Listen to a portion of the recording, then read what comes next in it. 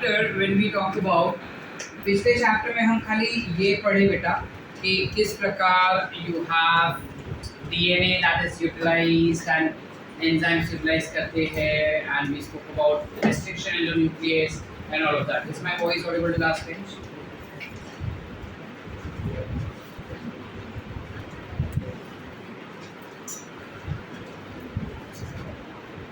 So basically previous chapter में हम इतना ही पढ़े थे खाली.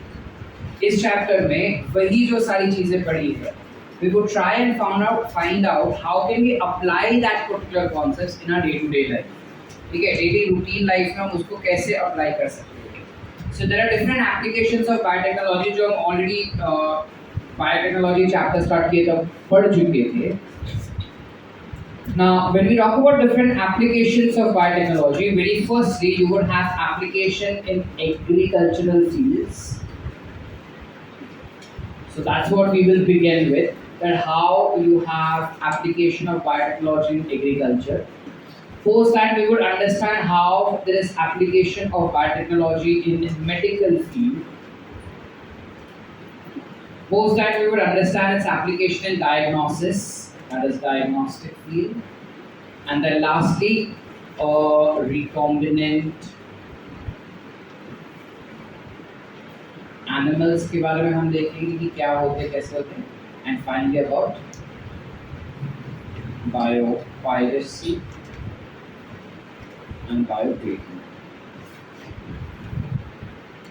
ठीक है, so these become flow of your chapter कि हम ये पढ़ने वाले हैं. ठीक है, लेट्स बिगिन.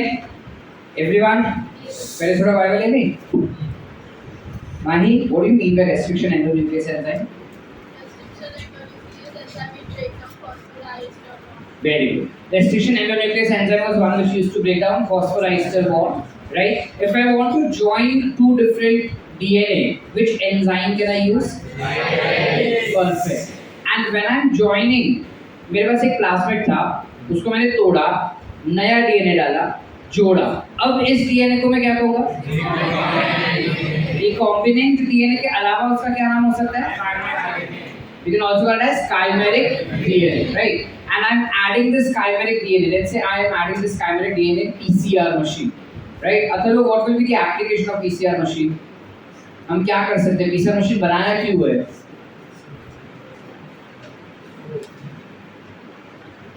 दूसरे when I want larger number of DNA copies, when I want to multiply or amplify DNA strands या DNA का fragment, is the time that I will use PCR machine. Are we clear? Up clear everyone? Yes or no? Let's go ahead. जब हम बात करते हैं biotechnology का agricultural field में application, एक स्टोरी पे चलते हैं और पूरा कॉन्सेप्ट देखते हैं. ठीक है, let's say for an example कि प्रियंका ने आज से कुछ सालों बाद वो डॉक्टर तो बनी लेकिन साइड में एक रिसर्च साइंटिस्ट भी बन चुकी है. ठीक है, अब जब वो रिसर्च साइंटिस्ट बनी तो उसने बहुत मेहनत से एक ऐसा प्लांट बनाया. ठीक है, डीएनए का मैनिपुलेशन करके रिकॉम्बिनेंट प्लांट ऐसा उसने बनाया. 15-20 साल का मेहनत उसने किया बेटा. उसके बाद उसको एक प्लांट ऐसा मिल रहा है जहाँ पे उस प्लांट के लीव्स को तुम खाओ और खाने के बाद तुम कुछ भी रीड करो, कुछ भी पढ़ो, एक ही बार पढ़ो, जिंदगी भर तक याद रहेगा. That was her discovery. She was working on that. ठीक है, अब बहुत बहुत बहुत ज़्यादा साल, बहुत ज़्यादा मेहनत लग गया बिकॉज उसको करेक्ट रिजल्ट्स आ ही नहीं रहे थे. अब 15-20 साल बाद फाइनली उसको वो करेक्ट रिजल्ट्स मिला. अब जो करेक्ट रिजल्ट मिला ना, उसकी खुशी में मतलब उसने वो प्लांट देखा, करेक्ट रिजल्ट मिला, बहुत खुश हुए. अब उस प्लांट को रख के वो घर गई. ठीक है, अब फॉर सम रीजन उसको 3 दिन का छुट्टी आ रहा था. गवर्नमेंट लैब में काम कर रही, 3 दिन का छुट्टी आ रहा था. ठीक है, अब 3 दिन का छुट्टी आ रहा था, वो मस्त एंजॉय की उसके फैमिली के साथ, फ्रेंड्स के साथ, बहुत मजे. अब कट टू 3 दिन के बाद चौथे दिन जब वो लैब में आती है तब देखती है कि वो प्लांट जो है वो पूरी तरह से इन्फेक्ट हो चुका है वायरस के द्वारा. मतलब it is infected by virus. अब can she afford to throw that sample because it is infected by virus? Can she afford to redo this मेहनत 15-20 साल का? तो क्या करें?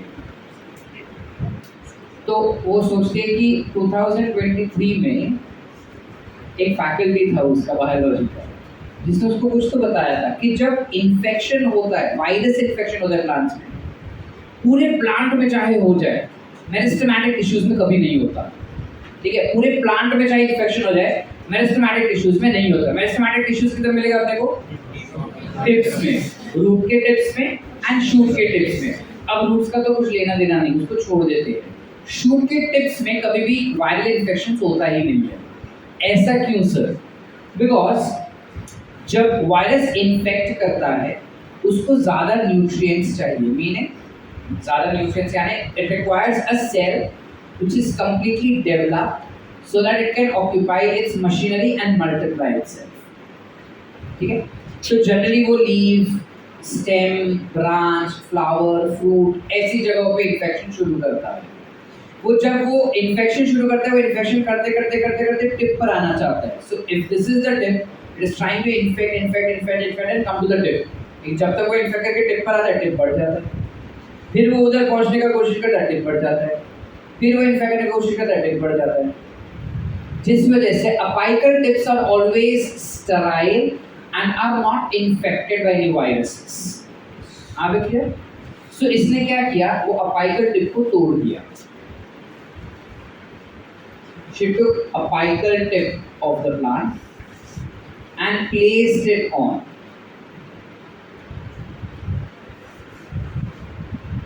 artificial medium. She placed it on artificial medium. आता है artificial medium काय असतं सर? मीडियम यानी कि इसके अंदर सारे न्यूट्रिएंट्स रहेंगे जो एक प्लांट को ग्रो होने के लिए चाहिए होते हैं।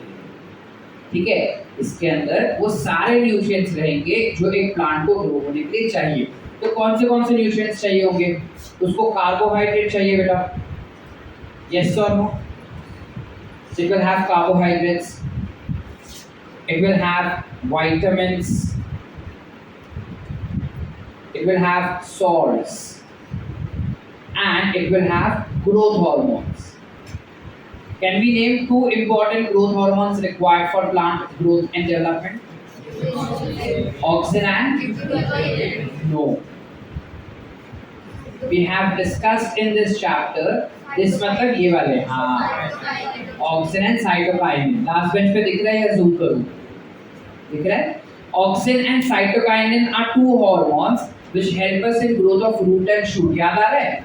जब प्लांट ग्रोथ पढ़े थे तब इसके बारे में हमने डिस्कस किया था कि ऑक्सिन अगर डालोगे तो शूट ग्रो होता है, करेक्ट? और साइटोकाइनिन डाला तो रूट ग्रो होगा। परफेक्ट। उल्टा, ऑक्सिन डाला तो प्रसन्न क्या ग्रोथ है? क्या ग्रोथ है? रूट्स ग्रो होंगे अगर ऑक्सिन डाला तो, which is राइजोजेनेसिस।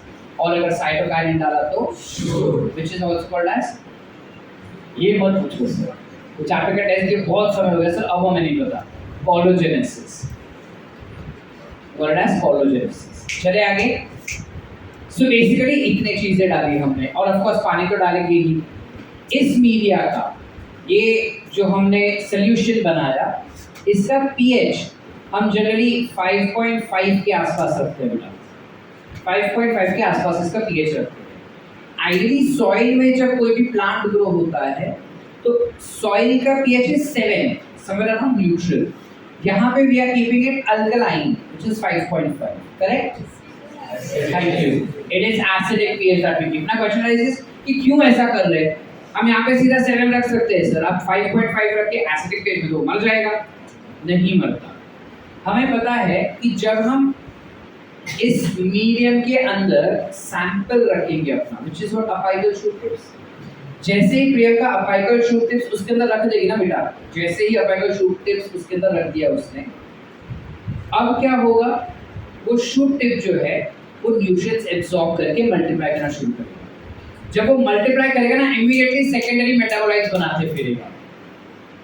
जैसे ही सेकेंडरी मेटाबोलाइट्स बनाया, उसका पीएच इंक्रीज हो जाएगा, और इंक्रीज होके it will stick to 7, which is an ideal pH for a plant to grow. Are we clear? अगर मैंने पहले से ही 7 रखा तो अल्कलाइन की तरफ चला जाएगा। So to avoid that, we keep it at acidic first and allow it to go up till neutral. Are we clear? ये एनसीईआरटी में अपने को प्रोमिनेंटली कहीं पे दिया नहीं है, बट इसके ऊपर एप्लीकेटिव क्वेश्चन आया था 3 साल पहले, इस पे पढ़ाया हुआ, ठीक है। बाकी नहीं भी याद रहा तो चलेगा, याद है, क्लियर है। चले आगे। अब इतना डालने के बाद फिलहाल हमने पानी डाला है, तो ये सोल्यूशन फॉर्म में ना, तो सोल्यूशन फॉर्म में वो ज़्यादा अच्छे से ग्रो नहीं हो पाएगा। So we go for a step more ahead. What are we doing? We add agar agar. कुछ याद आ रहा है ना? हमें कौन देता है, कहाँ से मिलता है agar agar? Very good, you obtain it from, नाम आता है श्रेयस, कौन से रेड अलगे से मिलता है अपने को? बोल्ड, यस, डॉक्टर मीनाद ढूंढ रहा है, 11th स्टैंडर्ड ग्रुप में मिला है। Yes Purva, you have Gelidium and Gracilaria. These are the ones which are responsible for production of agar-agar. ये agar-agar डाल दिया तो क्या होगा? सेमी सॉलिड जेली जैसा बन गया। अब क्या हुआ? ये हमारा प्लेट था, इस प्लेट में हमने मीडिया डाल दिया जो जेली जैसा है, और अभी इसके ऊपर हमको ये artificial, that is sorry, apical tip place करना है। अब ना हम डायरेक्ट अपाइकल टिप नहीं प्लेस कर सकते। क्यों नहीं कर सकते सर? हम नहीं कर सकते बिकॉज पॉसिबली चांसेस है कि इस अपाइकल टिप पे दूसरे कोई बैक्टीरिया हो सकता है। अगर वायरस इन्फेक्ट कर रहा है तो बैक्टीरिया हो सकता है, या कोई फंगल का स्पोर हो सकता है। अगर उन बैक्टीरिया और स्पोर्स को इस मीडिया पे रख दिए, साथ में सैंपल के साथ में रख दिया, तो वो पहले ग्रो होंगे और प्लांट को ग्रो नहीं होने देगा। So to avoid that, what do we do is we tend to first approach for surface sterilization. We approach for surface sterilization. Surface sterilization म्हणजे काय? पहिले sterilization मतलब क्या? जब कभी भी किसी भी प्रोडक्ट को तुम माइक्रोब्स फ्री बनाओ, यानी कि उसके अंदर का फंगस, बैक्टीरिया, वायरस सबको मार डालो और प्योर मिलेगा अपने को, तो उसे हम कहते हैं स्टेरिलाइज्ड। समझ रहे हैं कि नहीं समझ रहे? जब कभी भी हम किसी भी अपैरेटस को या किसी भी केमिकल को या किसी भी सब्सटेंस के अंदर का बैक्टीरिया, वायरस सब मार डालेंगे, तो बिना माइक्रोब वाला वो प्योर सब्सटेंस जो हमको मिला उसे हम कह देंगे sterilized. Are we clear up till here? Yes और नो? सो हमने क्या किया, इसको स्टेरिलाइज किया, सरफेस स्टेरिलाइज किया। सरफेस है ना, ऊपर से स्टेरिलाइज। कैसे कर सकते हैं हम इसको स्टेरिलाइज? कोई मेथड है क्या इसका sir? Absolutely, you can use alcohol, 70% alcohol, now we are aware about this, है ना, कोरोना ने सिखा दिया अपने को। So you can use 70% alcohol for surface sterilization. You can use HgCl2, what is that? Mercury chloride, ठीक है, 0.3% mercury chloride is sufficient to kill any bacteria और वायरल सब्सटेंसेस, ठीक है। इसके अलावा you can have different detergents that can be used, ठीक है, for killing bacteria और viruses. So yeah these are few of the surface sterilizants that you can think of, ठीक है। You have something like sodium hypochloride,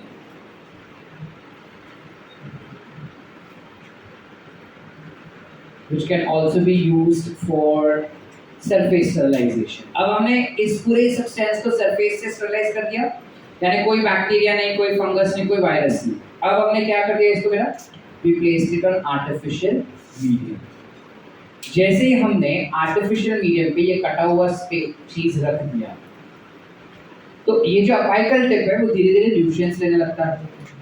nutrients ले लेके वो बनेगा क्या पूरा? Very good, it will form something called as callus. अब clear? इस कैलस पे अगर हम ऑक्सिन डालें तो क्या हो जाएगा? रूट्स का ग्रोथ। वहीं पे अगर हम साइटोकाइनिन डाले हैं तो क्या हो जाएगा? शूट का। बराबर? वो यही करने जा रही थी, तब अचानक उसको याद है कि अगर मैं ये करूं, प्रियंका बोलती है कि अगर मैंने साइटोकाइनिन ऑक्सिन डाल दिया तो मुझे नया प्लांट बन के मिलेगा, बट ये भी वायरस इन्फेक्ट हो गया तो फिर से प्रोसीजर रिपीट करो। तो उसने एक तरकीब निकाली, उसने क्या किया, ये जो कैलस मिला ना बेटा, this callus what she got, इस कैलस को उसने पूरा उठा लिया। उठाने के बाद एक टेस्ट ट्यूब में रखा उसने। इस टेस्ट ट्यूब के अंदर उसने लिक्विड न्यूट्रिएंट जो बनाया था बिना अगार अगार वाला, उस मीडियम के अंदर ये कैलस डाल दिया। और ये जो कैलस है उसको उसने, मतलब ये ट्यूब है, उसको उसने एजिटेटर पे रखा। He started agitating, agitating यानी शेक करना उसको, जिस वजह से वो पूरे कैलस के सेल्स जो है सेपरेट आउट हो गए। समझ पा रहे हैं या आंसर जा रहा है? उसने क्या किया, कैलस को उठाया और उठा के उसने इस लिक्विड मीडियम में डाल दिया। लिक्विड मीडियम में डालते ही उसने उसको शेक करना शुरू किया, एजिटेटर पे रखा। एजिटेटर कितना एजिटेशन देगा, somewhere around 120 to 200 RPM देता है। Sir, RPM? You know what is RPM, right?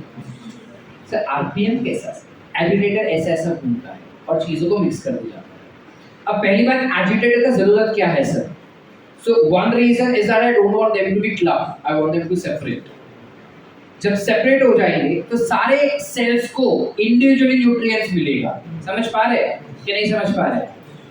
यहाँ पे जब झुंड में था ना, तो नीचे वाले सेल्स को ही न्यूट्रिएंट मिल रहा था, ऊपर वाले को डायरेक्ट कांटेक्ट नहीं था, तो नीचे वाले ऊपर वाले को पास कर रहे थे न्यूट्रिएंट्स, जिस वजह से ग्रोथ थोड़ा स्लो हो रहा था।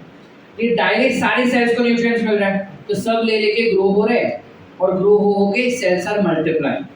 So let's say initially we started with 100 cells in the apical tip. Callus बन के बना 500 cells. वो 500 cells agitator में डाला, सब split हो गए। Let's say वो 500 cells now became 5000 cells. अब क्या कर रही है वो? Individually एक-एक cell लिया और एक-एक पेट्री डिश पे रखती गई। एक-एक सेल लिया, एक-एक पेट्री डिश पे रखते गए।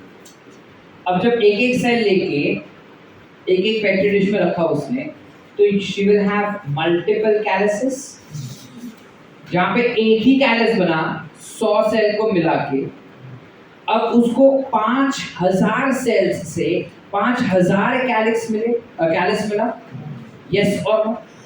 अब वो ऑक्सिन और साइटोकाइनिन डाल देती है, तो कितने प्लांट्स मिलेंगे उसको? 5000।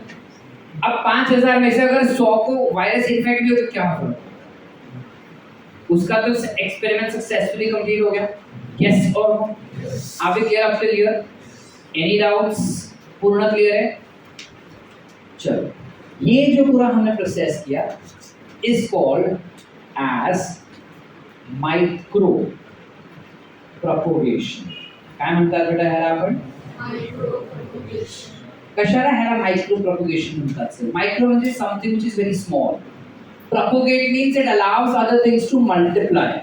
So there was very small tissue that we took, and that small tissue made us grow multiple copies of that same plant. That's why it is called as micro propagation. पूरा जो हमने किया इसको हम क्या कहते हैं sir? We call this as plant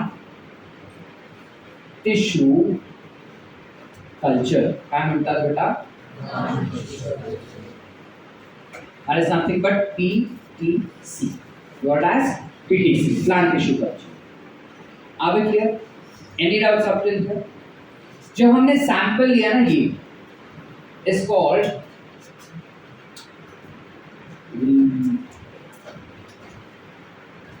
this sample that we took is called as X plant. काय म्हणतात? लास्ट बेंच पे दिख रहा है कलर, सही हो जाएगा। This is called as X plant. ठीक है? तो हमेशा सर अपाइकल टिप लिया तो उसी को हम X plant कहेंगे क्या? नहीं बेटा, तुम कोई भी सैंपल लो प्लांट में से, प्लांट टिश्यू कल्चर करने के लिए सारे सैंपल को तुम X plant ही करोगे। तो हम किन चीज़ों को X plant कंसिडर कर सकते हैं sir? Most of the time apical tips ही लेते हैं। अपाइकल मेरिस्टेम्स या अपाइकल टिप बोल सकते हैं, उसी को कंसिडर करते हैं। कभी कभार हम leaf, stem, root, flower, fruit, seeds, androecium, gynoecium, anther, pollen grain, egg cell, embryo, sac, integuments, इन सब का भी कंसिडर कर सकते हैं। सर इतना सारा एग्जाम्पल क्या दिए, सीधा सीधा बोल देते पूरा प्लांट। बिकॉज एक क्वेश्चन फ्रेम किया जाता है इस कॉन्सेप्ट के बेस पे कि अगर मुझे हैप्लॉइड सेल चाहिए तो मैं नीचे दिए गए में से किन एक्सप्लांट को कंसिडर कर सकता हूँ। तो I can use sperm, that is pollen grains, or we can use egg cells for this purpose, meaning entire embryo sac में से कोई भी उठाओ, antipodal cells भी ले सकते हैं, synergids भी ले सकते हैं, egg cell भी ले सकते हैं। That's why I give you these examples. Are we clear? Yes or no? Yes. Yes or no? Yes. पक्की बात? Did we understand what is explant? Did we understand what is surface sterilization? Did we understand how and what is media? Media का pH क्या है, nutrients कौन सा चाहिए? All clear? Yes और no बेटा? All clear? ठीक है, प्रोसीजर समझा हम क्या कर रहे हैं पूरा? Any doubts, any query in that? All sort? नक्की। चले आगे थोड़ा। जब हम कैलस पे ग्रो करते हैं ना इसको बेटा, ये जो कल्चर हमने किया यहाँ पे कैलस के साथ, इसे हम कहते हैं कैलस कल्चर। सॉलिड मीडिया में अगर हम कोई प्लांट को ग्रो करते हैं तो we call it as callus culture. क्या म्हणणार? Callus culture. वहीं पे अगर लिक्विड मीडिया में ग्रो किया हमने तो इसे हम कहेंगे सस्पेंशन कल्चर। क्या बोलेंगे? Suspension culture. आप क्लियर? आप क्लियर? Any doubts? नक्की। What will be the application of plant tissue culture? So when we talk about application, the very first application that we already spoke about is micropropagation,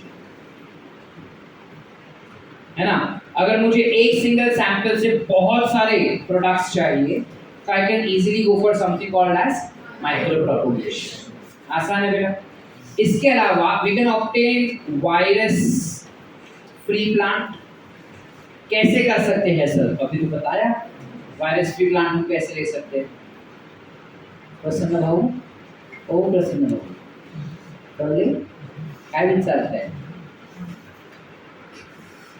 हमने virus free plant ही use किया ना कि अगर किसी plant को disease हो गया है तो उसको डिजीज फ्री करवाने के लिए हम पीपीसी कर सकते हैं। तो obtain a disease free plant we can go for this one. So either you write virus free or you write disease free plant, which we are basically discussing about viruses only. Are we clear? Yes or no? दूसरा एक होता है जिसे हम कहते हैं somatic hybridization. You have something like somatic hybridization. ये क्या होता है सर?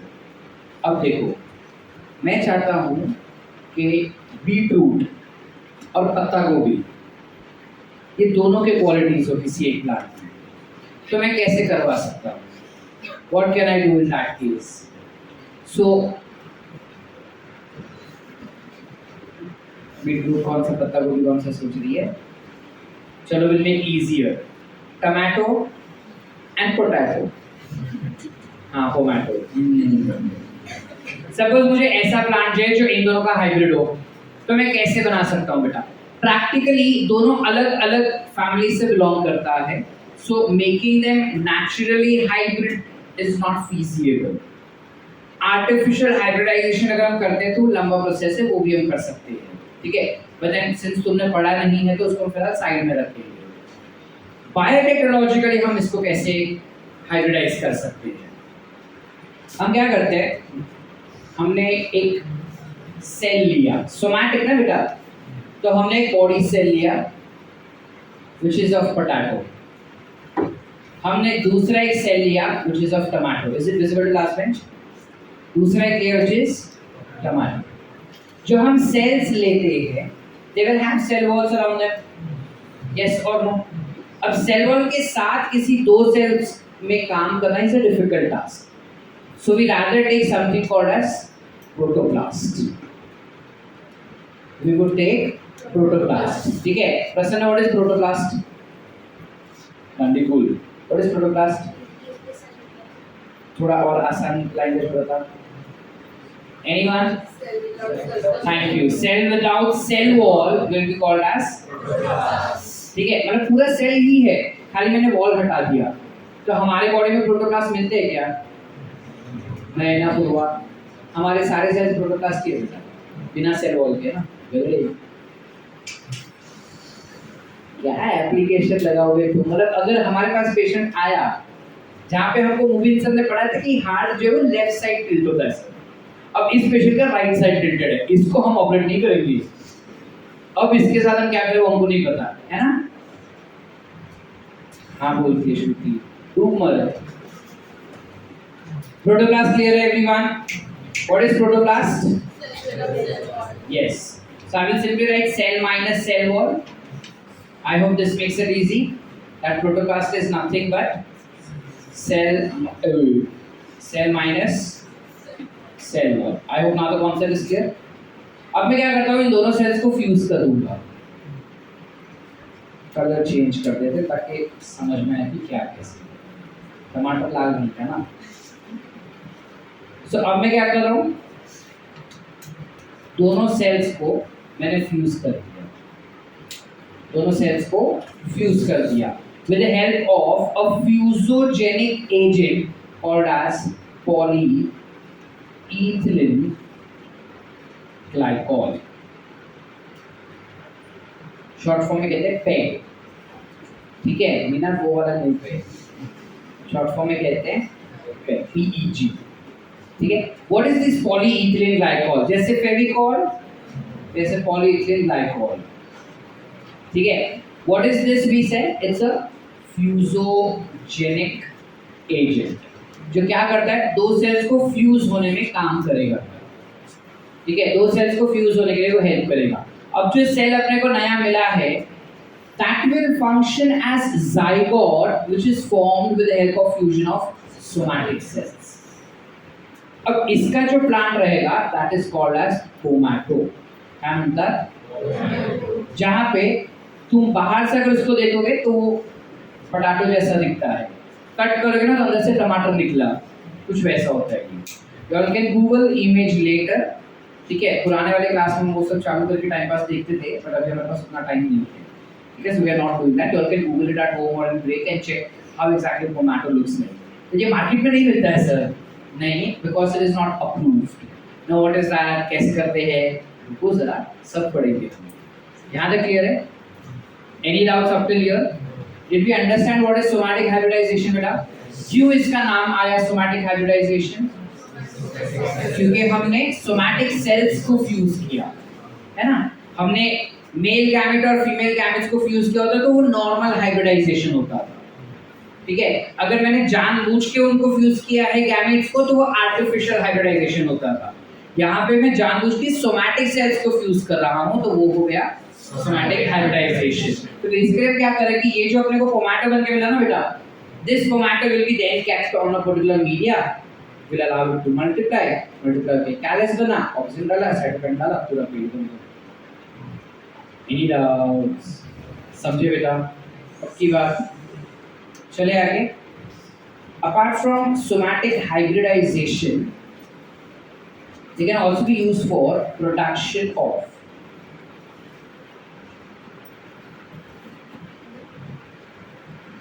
secondary metabolites. अगर हम इंडस्ट्री डाले हैं, ठीक है, लेट्स से मैंने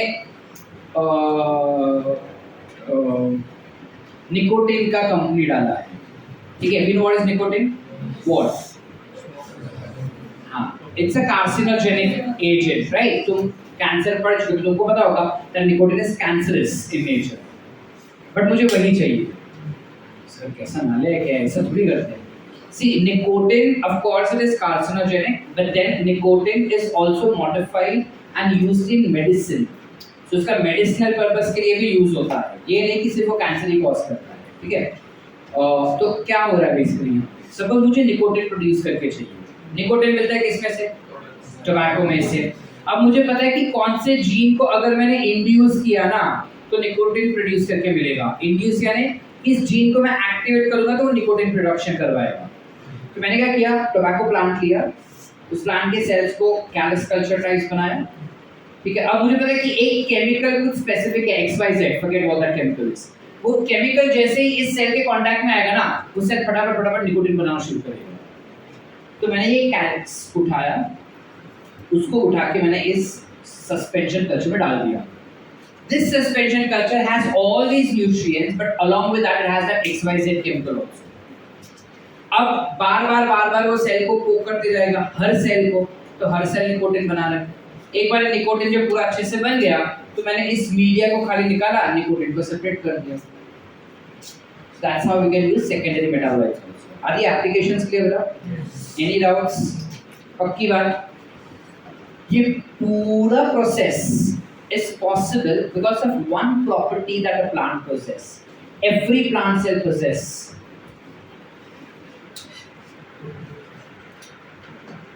Every plant cell will possess one single property because of which this entire thing is possible.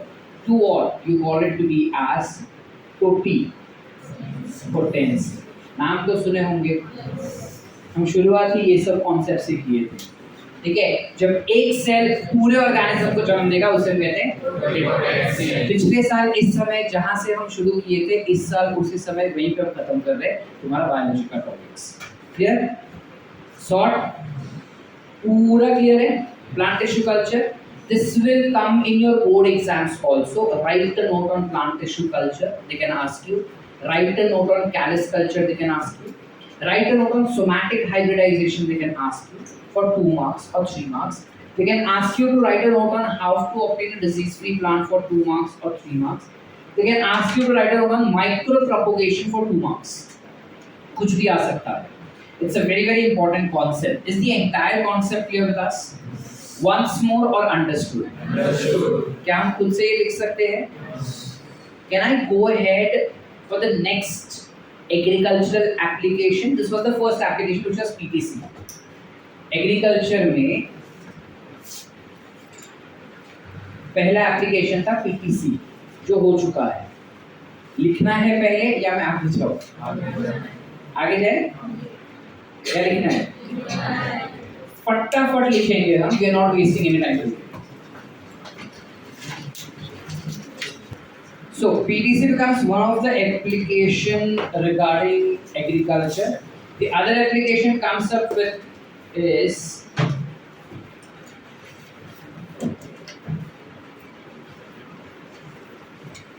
pest resistivity.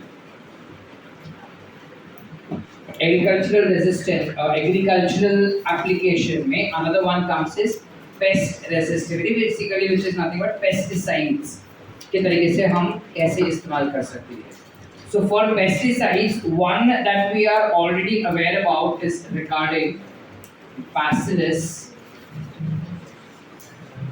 thuringiensis. ठीक है, स्पेलिंग तुम देख लेना.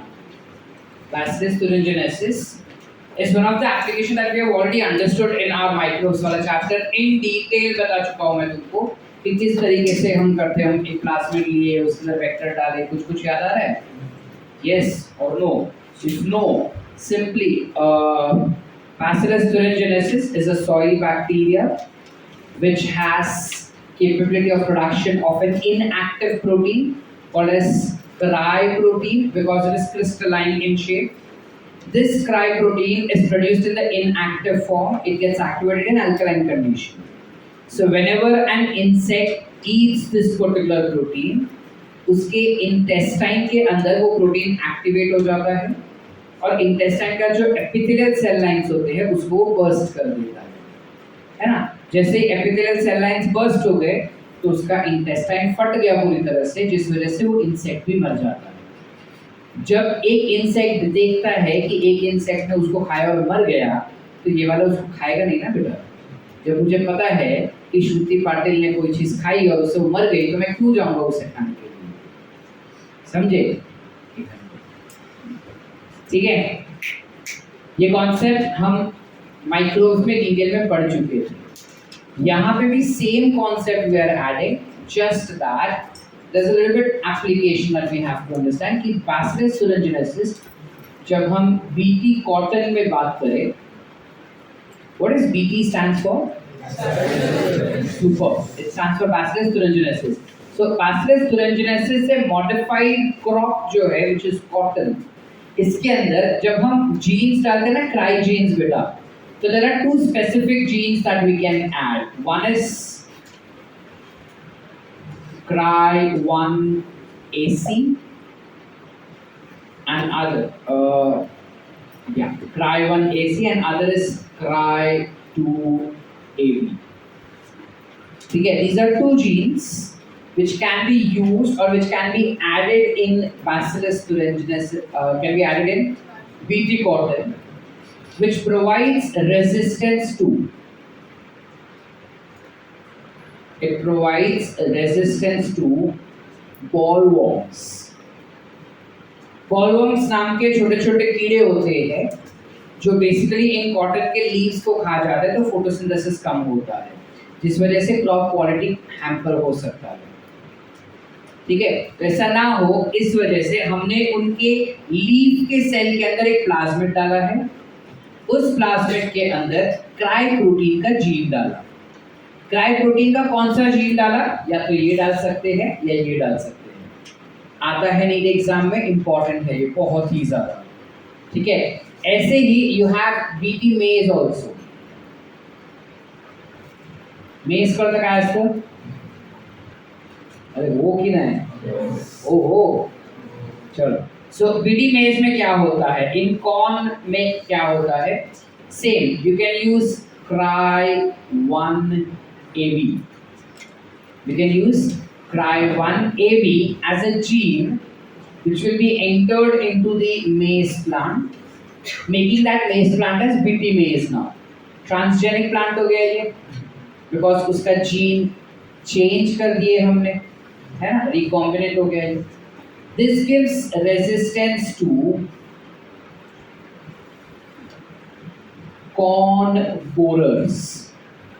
ये कुछ ऐसे इंसेक्ट होते हैं बेटा जो भुट्टे का स्टेम होता है ना, उन स्टेम के अंदर छेद कर देगा, या फिर जो भुट्टा होता है, कॉर्न जो होता है उसके अंदर छेद कर देता है उसको खा खा के, तो इस वजह से यील्ड का क्वालिटी खराब हो जाता है. So to avoid that we can opt for making that particular plant naturally resistant to those insects by inserting a specific protein gene called as cry1AB inside. Any doubts? Yes or no बेटा? पक्का पता क्या है कैसा है? ठीक है, पूरा प्रोसीजर अगर हमको चाहिए कि एग्जैक्टली कैसे हम ट्रांसफर करते हैं प्लांट्स के अंदर ये जीन, तो हमने पिछले चैप्टर में NIF जीन का पढ़ा था, पता है? उसमें NIF जीन की जगह पे क्राई जीन डाल दो, बाकी पूरा प्रोसेस सेम है, no difference. Then apart from this you have something called as pesticide resistivity only with regarding Bacillus thuringiensis हमको पढ़ना था, बट एक और यहाँ पे एप्लीकेशन हो जाता है which is RNA interference.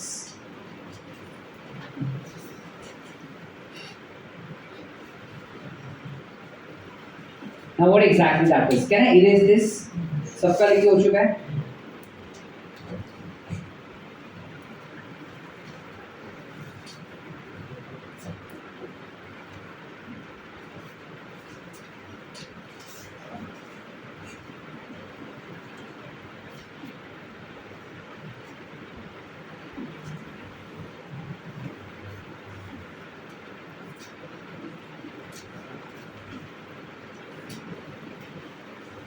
क्या होता है, साइंटिस्ट लोगों ने देखा कि एक पर्टिकुलर प्लांट होता है जिसका नाम है टोबैको प्लांट, जो हम सबको पता है क्या होता है. उन्होंने देखा कि जो टोबैको प्लांट होता है ना, वो मस्त से जमीन के अंदर ग्रो हो रहा है, जमीन के बाहर भी ग्रो है, but it is nicely growing like this जमीन के अंदर.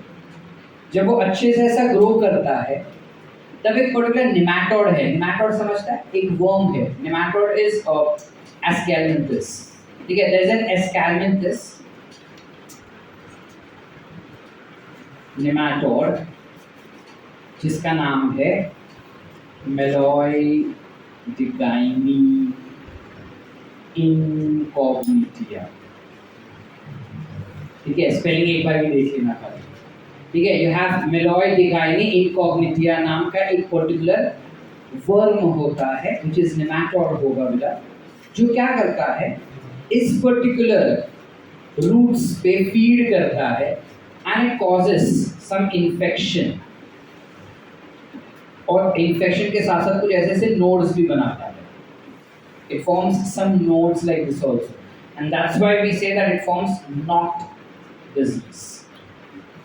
It forms something called as knot disease. ठीक है, अब इस डिजीज की वजह से क्या हो रहा था, उसके रूट्स जो है टोबैको प्लांट के जो रूट्स है वो रूट्स खराब हो रहे थे और टोबैको का क्वालिटी भी बिगड़ रहा था। तो साइंटिस्ट काफी ये थे कि क्या कर सकते हैं, because tobacco is one of the cash crop. ठीक है, तो अगर वो इस तरीके से बिगड़ेगा और उसका यील्ड कम हो जाएगा तो इंडिया का जीडीपी गिर सकता है। तो how can we make sure to avoid this happening? So biotechnologically we could successfully achieve and overcome this particular issue. So how did we do that? कैसे किया हम? सपोजिटली ये अपना इंसेक्ट है, मतलब दिस इज द वर्म। ऐसा नहीं दिखता, तुम इमेजिन करो कि ये वर्म, चलो ये उसके यहाँ पे हो गई, ठीक है, और ये इंसेक्ट हो गया। Imagine this to be an insect with एकदम खूंखार दांत, ठीक है, which is trying to eat cells. किसका सेल्स? टोबैको सेल्स वो खाना चाहता है। तो जब कभी भी आता है वो टोबैको सेल्स को खा जाता है, आता है टोबैको सेल्स को खा जाता है। अब हमें इसको मारना है, ठीक है, तो वहां पे बैठ, क्योंकि ये जमीन के अंदर होता ना, तो हम बैठ के उसको ऐसा स्प्रे करके मारना नहीं बैठ सकते, because that might kill other helpful insect और helpful worms also. So general process इसके बॉडी में होता क्या है वो बताता हूँ। इसके बॉडी में होता है डीएनए, पीछे दिख रहा है, इसके बॉडी में होता है डीएनए कुछ ऐसा। अब हम बायोमोलिक्यूल वाले चैप्टर में ऑलरेडी पढ़ चुके हैं बेटा कि जो डीएनए होता है उसके पास दो स्ट्रैंड होते हैं। Means if this is the DNA, I know that it has two strands. One is classified to be as template strand and other will be classified as non template strand, या फिर antisense strand, या फिर we can call it as antisense strand. Are we clear up till here? जबकि this template strand is also called as non-coding या फिर sense strand. Are we aware about this concept up till here? Everyone? अब scene क्या होता है, मेरे पास एक template strand है और एक non-template strand है. Is it visible?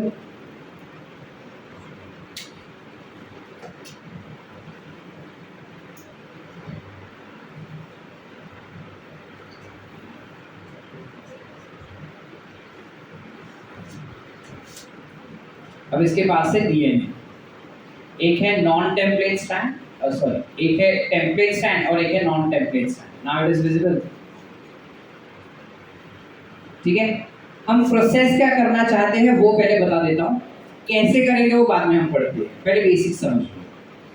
इसके टेम्पलेट स्ट्रैंड से, माने इस वाले स्ट्रैंड से एक पर्टिकुलर प्रोटीन बनाया जाएगा, राइट। इससे एक पर्टिकुलर पहले तो mRNA बनेगा, right, which will be a sense mRNA, yes or no?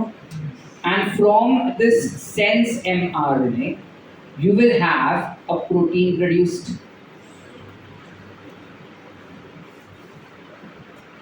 right?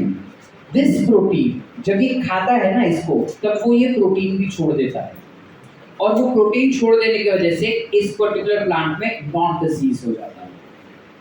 So to avoid that हम चाहते हैं कि वो ये प्रोटीन को ही हम इनहिबिट कर दें। अगर ये प्रोटीन बनाना बंद कर दिया ना तो ये सर्वाइव ही नहीं कर पाएगा, समझे। अगर प्रोटीन बनाना बंद कर दिया उसने तो ये सर्वाइव नहीं कर पाएगा। तो हम चाहते हैं कि ये प्रोटीन ही ना बने। सब प्रोटीन ना बनाने के लिए हम क्या करेंगे बेटा, प्रोटीन ना बनवाने के वजह लिए हम एक दूसरा एंटीसेंस आरएनए इस टोबैको प्लांट से बनवाएंगे, तो जब ये इसको खाने को आएगा ना, तो ये एंटीसेंस आरएनए इसके बॉडी में जाएगा। एंटीसेंस आरएनए जब इसके बॉडी में जाएगा तो ऑटोमेटिकली वो यहाँ पे आके चिपक जाएगा। That RNA will get stuck on this, yes or no? Yes. When it gets stuck on this, this becomes double-stranded RNA. Double-stranded RNA वो ये प्रोटीन बना ही नहीं पाएगा। समझे कि नहीं समझे? Are we clear? Once more or understood? Understood. Process मतलब कॉन्सेप्ट समझा क्या करवाना चाहते हैं हम इस आरएनए को एक्सप्रेस करवाने से रोक रहे हैं। We are inhibiting the expression of this RNA because the new RNA that we have obtained interferes with the expression of existing RNA. We classify this methodology to be as RNA interference. Are we clear? Yes. Is it clear? Why are we calling it as RNA interference?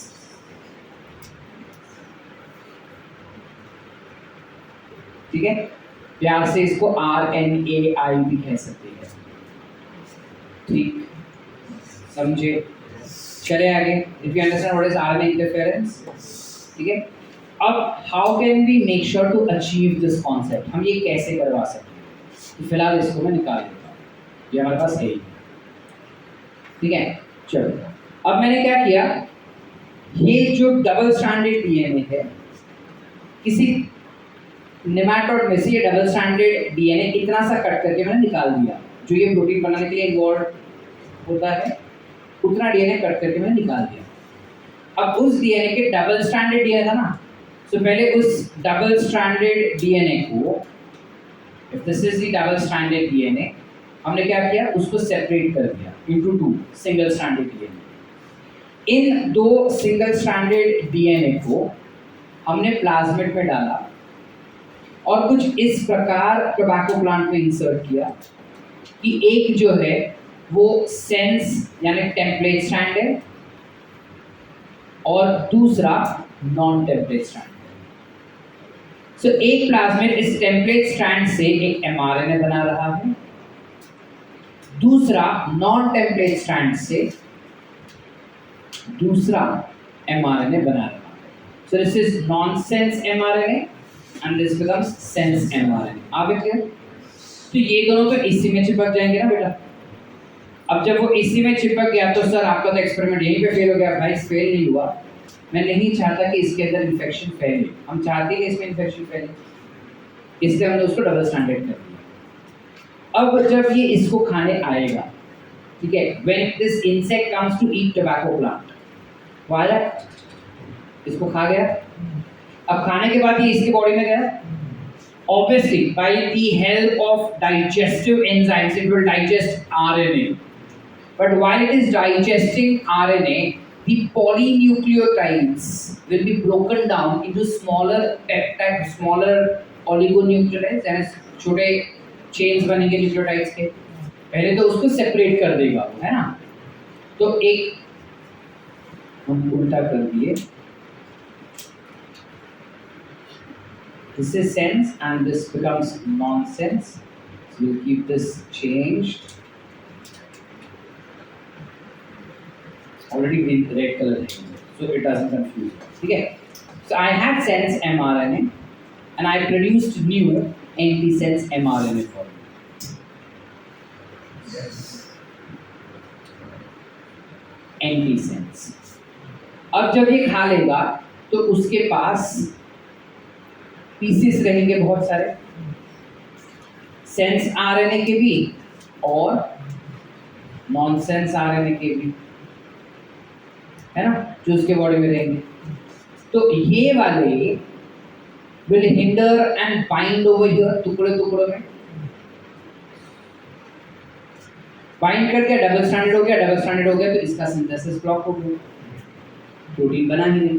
Protein नहीं बना, ये मेलाटिगोइनी इनकॉग्निटिया couldn't survive, मर गया, pesticide बन गया ये तो। अब एक कीड़े ने देखा कि इस पर्टिकुलर रूट के सेल्स खाने से वो मर गया था, तो दूसरा इंसेक्ट आएगा कि इसको खाने में, automatically plant becomes resistant to that particular worm. Did we understand? Yes. Everyone? Yes. Any doubts? Once more or understood? Understood. Once more or understood? Understood. Once more or understood? Understood. काय doctor Ninad कहाँ ना बोल ATP बचा रहा है बाहर जाना कहीं पे आज सॉरी बेटा चले आगे एग्जैक्ट हाँ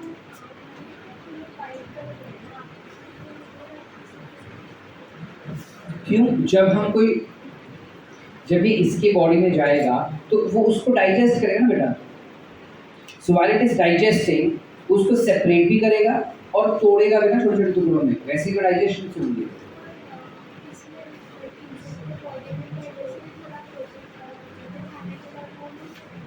जाएगा ही वो उसके अंदर जाएगा ही लेकिन जब वो उसके अंदर जाएगा तो इसका तो मौत होगा ना तो टेम्पररी ये शायद मर जाए प्लांट लेकिन ये भी तो मरा समझ रहे मतलब इट्स लाइक एक कुत्ता आया जो ऑलरेडी रेबीज से इन्फेक्टेड था तो वो तो मरने ही वाला था अब वो आके किसी इंसान को भी काटा तो इंसान को भी रेबीज हुआ ना तो वो तो मरने ही वाला है तो ये भी तो मरेगा अब जैसे लोगों को पता चला कि वो कुत्ता जो है वो रेबीज वाला है उसको काटा था इसलिए मर गया था ठीक है तो ऑब्वियसली बाकी लोग भी सतर्क हो जाएंगे ना कि वो कुत्ते के पास नहीं जाए कुछ वैसा है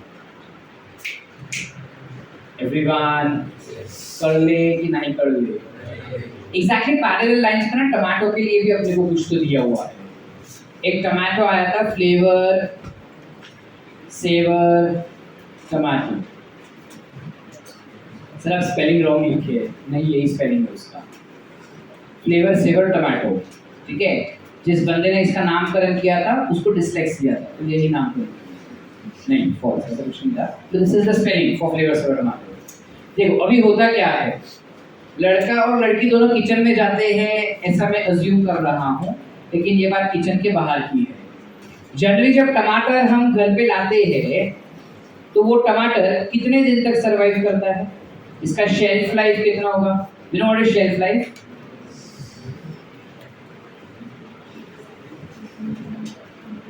अगर तुम टमाटर लाए तो टमाटर कितने दिनों तक हम वापर सकते हैं 10 दिन तक तेरा घर लगे बेटा 3 या 5 दिन मैक्सिमम वो टमाटर सरवाइव कर सकता है 3 to 5 डेज के लिए ठीक है अगर फ्रिज में रखा तो शायद 7-8 दिन और रुक जाएगा ठीक है बट इमेजिन करते हैं कि हम बिना फ्रिज के बात करते हैं विदाउट रेफ्रिजरेशन ठीक है भाई धंधा करता है टमाटर बेचने का तो वो टमाटर मेरे पास कितने समय तक फ्रेश रह सकता है 3 से 5 दिन उसके बाद वो बिगड़ना शुरू होगा क्यों बिगड़ता है एक तो तुमको आना चाहिए क्यों बिगड़ता है application of all chapters I have studied so far very good एक तो पहले ethylene will be responsible for ripening it and spoiling it इसके अलावा you have an enzyme which is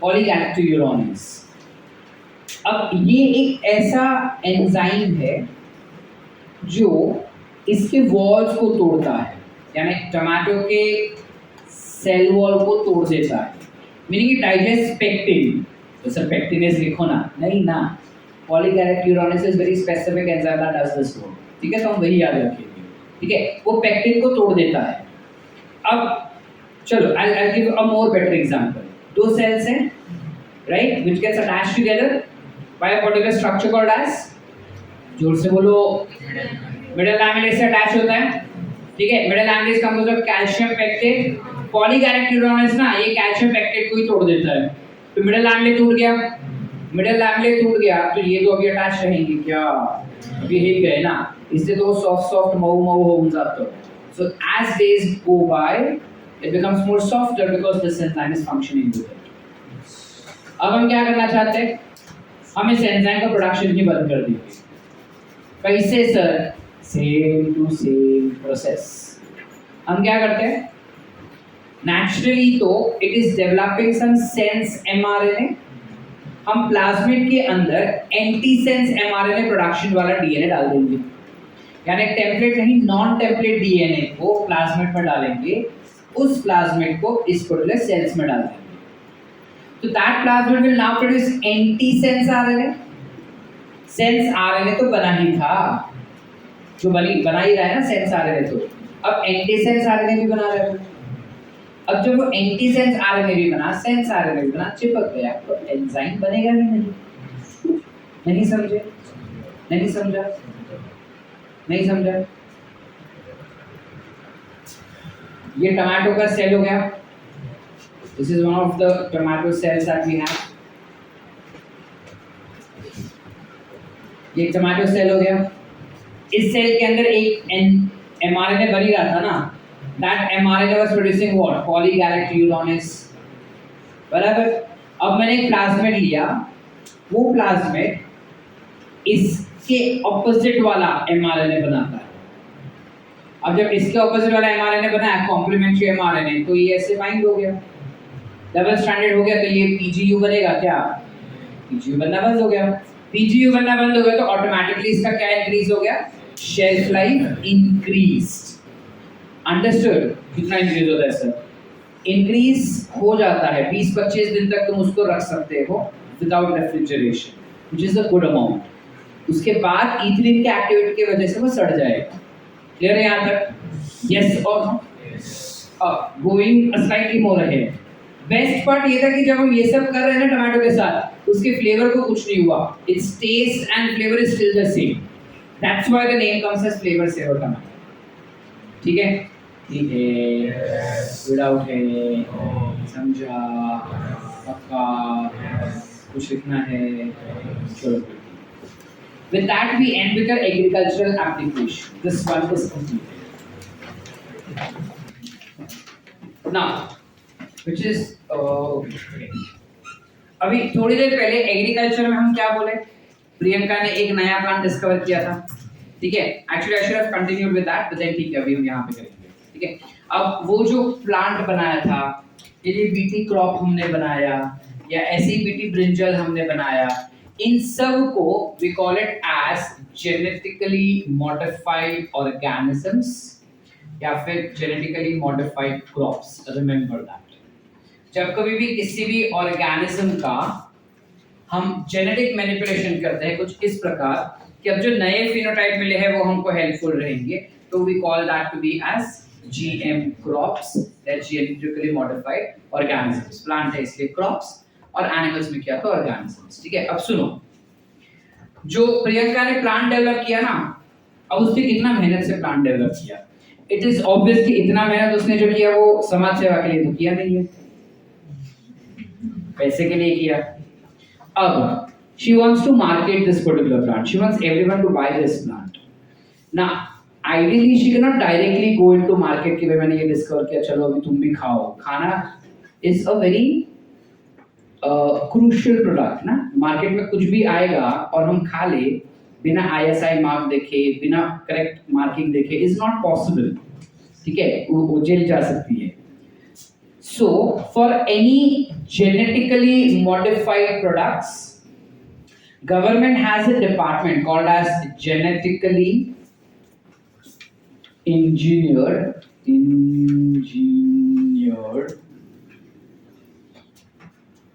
approval committee. यानी प्रियंका को GEAC के सामने उसके प्रोडक्ट को डिफेंड करना होगा कि क्यों उसका प्रोडक्ट बेहतर है ह्यूमन वेलफेयर के लिए और क्यों इसको मार्केटिंग करवाना चाहिए, क्यों उसको बेचना चाहिए, कैसे वो सेफ है, किस तरीके का ये फायदा करवाता है, कौन से चीजों से ये अनसेफ है, कोई एलर्जिक रिएक्शंस हो रहा है या नहीं, ये सब उसको बताना पड़ेगा। ठीक है? अब वो खुशी खुशी गई GEAC में, वहां पे इसने उन लोगों को सब बताया कि ऐसा ऐसा प्रोडक्ट है, ऐसे ऐसे उसने बनाया, ये उसके सीक्रेट्स हैं जो वो नहीं डिस्क्लोज कर सकती एंड ऑल ऑफ दैट। अब उसमें जो कमिटी मेंबर्स थे वो खुश हो गए, वो बोले वाह ब्यूटीफुल प्रोडक्ट, ये वो। अब वो प्रोडक्ट्स जो उसको मिले हैं उसके लिए उन लोग कुछ पूछते हैं उनको कि तुमने किसी पे टेस्ट किया क्या? ये तो बोलते ऑफ कोर्स टेस्ट किया, तभी तो मुझे पता चला।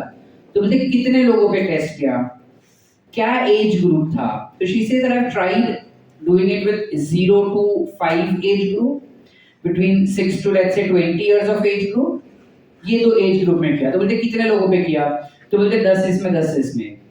तो बोलते कि बेटा पूरे दुनिया में, इंडिया में ही 140 करोड़ लोग हैं, तो तुम 20 लोगों पे टेस्ट करके नहीं बोल सकते कि वो सेफ है या अनसेफ है। So you need to test a little bit more, ठीक है। एंड प्लस 20 साल के ऊपर वाले नहीं खा सकते क्या? So what about them? 20 साल के ऊपर वालों को क्या? तो बोलते नहीं, देखो स्टूडेंट लाइफ ना 20 साल तक रहता है, उसके बाद तो क्या वो मैच्योर हो जाता है, उतना कुछ ये नहीं है। तो 20 साल तक के लोगों को ज्यादा इस चीज का जरूरत होता है, इसलिए मैंने उनको टारगेट किया है। बोलते ठीक है, लेकिन अभी सपोज कोई अंकल आंटी को चाहिए कि उसका मेमोरी पावर शार्प हो, तो वो नहीं खा पाएगा क्या? और अगर खा रहा है तो उसको कुछ एलर्जिक रिएक्शंस होता है क्या, या उसकी बॉडी में कुछ डिफेक्ट होता है, ये सब भी तो उसे बताना होगा। तो वो बोलते कि देखो तुम्हारा प्रोडक्ट जो है वो बहुत अच्छा है और इसको हम ग्रांट दे देंगे, बट उसके पहले तुम हमको ये सारे प्रूफ्स दिखाओ कि वो जो हमने मांगा, तुम वो सारे क्राइटेरियाज को टेस्ट करो और टेस्ट करके हमारे पास वापस आ जाओ।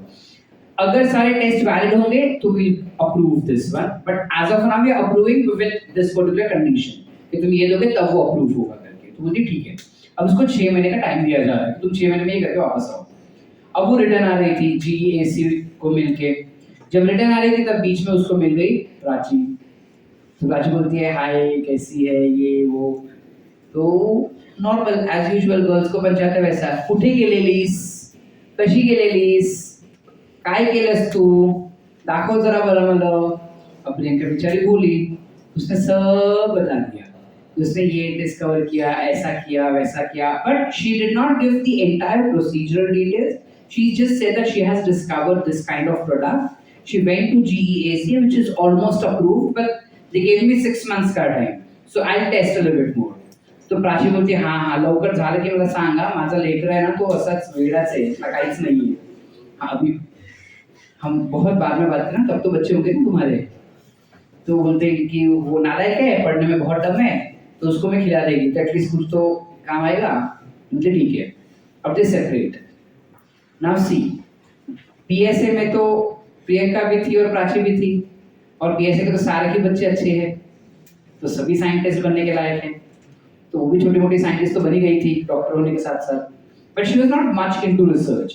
She was more into medical and less into research, and she was more into research but less into medical, ठीक है। अब प्राची बोलती कि घर जाने के बाद उसको ऐसा शैतान दिमाग उसका स्ट्राइक होता है। बोलते अगर मैं बनाऊं सेम प्रोडक्ट तो मेरे को भी पैसे मिल सकते हैं, क्योंकि ये तो काफी यूनिक है और कौन नहीं खरीदने का चाहेगा, सबको खरीदना होगा ये चीज। तो जितने स्टूडेंट्स हैं दुनिया में वो तो सभी खरीदेंगे भाई, तो क्यों ना हम करें, है ना, पैसा ही पैसा होगा। So what does she do is, she knew that 6 months का टाइम उसको दिया गया है, मतलब 6 महीने तक मार्केट में उसका प्रोडक्ट आने वाला नहीं है, बरोबर। 6 महीने तक तो प्रोडक्ट नहीं आएगा, उसके पास 6 महीने का टाइम है ये सेम प्रोडक्ट बनाने का। अब she was more talented with these tricks and turns, she made that product in 6 months. अब शी नोस कि ऑलरेडी इसका रजिस्ट्रेशन हो चुका है जीईएसी में, तो अगर वो प्रोडक्ट लेके गए तो उसका प्रोडक्ट रिजेक्ट हो जाएगा। अब अगर प्रोडक्ट रिजेक्ट हो गया तो किसी काम का नहीं रहेगा ना मेहनत, क्योंकि अब वो अगर मार्केट में बेच भी नहीं पाएगी because GEAC has disapproved and rejected the product. अब वो क्या शांति करते हुए जाती नहीं उधर जीईएसी के, और आसपास जो है ना अंकल आंटी साइड में, उनको खिला खिला के वो बोलते हैं छान है हे मला असर केलं छान है, तो बोलते 500 रुपया एक पेड़ का 500 रुपया चार्ज करती है वो। अब ऐसे करते करते करते करते उसका प्रोडक्ट बहुत अच्छा चल जाता है। Now she goes to GEAC, gets it approved and comes into market, and she realizes what? Already that product is there in market and running full-fledgedly correctly. कितने में बेच रही है वो? 500 रुपए। समझ पा रहे हैं? अब क्या हम प्रियंका के साथ ये नाइंसाफी होने देंगे? हाँ होने देंगे।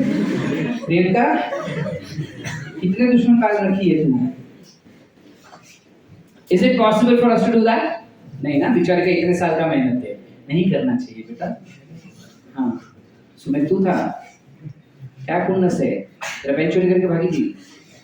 So basically we cannot afford that an eminent scientist face this kind of disregard. इसलिए प्रियंका जैसे साइंटिस्ट को उसके प्रोडक्ट का करेक्ट सिक्योरिटी मिले। That's why we provide these scientists with something called as biopatent. We provide them with something called as biopatent. Now, what is biopatent? You have something called as patent and something called as biopatent. Patent is more towards non-biological components. जब biological components का होता है उसे हम biopatents कहते हैं. तो हम उसको बायोपेटेंट ग्रांट कर सकते हैं. GEAC only will grant biopatent. What is this patent exactly? Patent में तुमको कुछ अथॉरिटीज मिलता है कि पूरे इंडिया में सिर्फ और सिर्फ प्रियंका ही इस प्रोडक्ट को बना सकती है. अगर उसको प्राची के बारे में पता चला तो सर, तो वो प्राची को जेल में रगड़ सकती है या फिर उसके पास से फाइन भरवा सकती है या कॉम्पनसेशन ले सकती है उसके पास से. ठीक है, पहला चीज.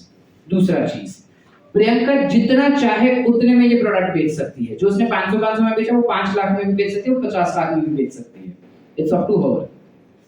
ठीक है, अब उसमें ये सीन भी हो सकता है, ठीक है, कि लेट्स से फॉर एग्जांपल सारा उसकी बेस्ट फ्रेंड, तो सारा को वो 500 रुपए में बेच रही है. ठीक है, लेकिन तृप्ति उसकी दुश्मन, तो तृप्ति को 50,000 में बेच रही है. ठीक है, प्राची पे तो आहा खुन्नस है उसको, तो उसको 5 करोड़ में बेच रही है वो. Are you getting it? It's completely up to her. And this patent is granted for specific period. ऐसा नहीं कि जिंदगी भर वही बनाएगी, वो नहीं होता बेटा. प्रोडक्ट को ध्यान में रखते हुए उनको 5 साल, 10 साल, 15 साल, 20 साल, 100 साल इज मैक्स. उतना तो किसी को नहीं मिलता है, बट बहुत ही इंपॉर्टेंट प्रोडक्ट रहेगा तो 100 साल तक उसको पेटेंट मिल सकता है. But we consider 10 to 20 years max is what they generally give you. Are we clear? कुछ अगर important, if there are some important discoveries, like for example corona vaccine, तो उसमें पेटेंट नहीं लगता. ठीक है, because that is helpful for human welfare. कुछ अगर ऐसे प्रोडक्ट्स हुए जैसे for example BT cotton is very helpful, BT tobacco is very helpful, तो इन पे पेटेंट नहीं लगता. ठीक है, चले आगे. कॉन्सेप्ट समझे बायो पेटेंटिंग क्या होता है. और जो प्राची ने किया उसको हम कहते हैं piracy, that is biopiracy. Movies की तो पायरेसी होती है, ये हमको पता ही है ना, कि हम मूवी रिलीज हुआ और तुम ऑनलाइन गूगल पे देखो, टेलीग्राम पे देखो, मूवी तुम्हारे हाथ में. दैट्स नथिंग बट पायरेसी, जो एक्चुअली नहीं करना चाहिए, बट हम we tend to do that. This called as biopiracy. अब यही बायोपायरेसी यूएसए ने हमारे साथ बहुत बार की है, बहुत बार. एक बार क्या हुआ, यूएस के साइंटिस्ट ना इंडिया में आए थे फॉर सम कॉन्फ्रेंस, और वो था नॉर्थ में. This conference was in north Delhi side area में, हरियाणा साइड एरिया में. तो वहां पे जब वो खेतों से जा रहे थे ना, तो वो बासमती के खेत थे. अब स्ट्रॉन्ग स्मेल आ रहा था उनको बासमती राइस का. तो साइंटिस्ट बोले करेगा ये स्मेल अच्छी दिख रही है कि क्या है ये. तो अंदर खेतों में जाते और पता चलता है कि ये ऐसा राइस है जो इतना ब्यूटीफुल स्मेल देता है. और उसके अगर दाने भी देखे ना तो बड़े बड़े दाने, जाड़े जाड़े दाने, and highly nutritious, one of the best quality of rice that we have in our India. ठीक है, तो बोले ये तो मजेदार है. तो उन्होंने उनको चोरी कर लिया. चोरी मीनिंग दे सेड कि थोड़ा दे दो हमको भी, हम खा के देखे करके थोड़ा सा मुट्ठी भर रखा. अब जब वापस यूएस गए ना हम लोग, तो उन्होंने इसके अंदर जेनेटिक मैनिपुलेशन किया, and they made sure that the yield has increased and smell is also increasing.